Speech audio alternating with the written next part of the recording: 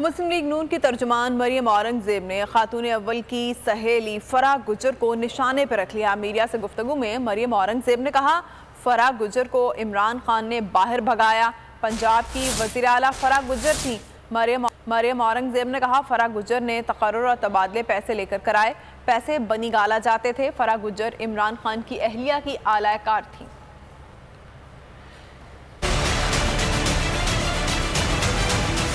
फराह गुज्जर इमरान खान साहब की बीवी की फ्रंट मैन थी। असल में पंजाब में फराह गुज्जर साहिबा चीफ मिनिस्टर थी और डीसी, एसी, तहसीलदार, रेडी वाला जिससे पैसे मिलते थे खाकर तमाम तकरारियां और ट्रांसफरें फराह गुज्जर साहिबा ने कराई। और क्यों कराई? क्योंकि इमरान खान साहब की बीवी उनको ये हुक्म देती थी। से भर भर के पैसों के बनी गाला जाते थे और इसलिए 300 कनाल के महल का खर्चा चलता था।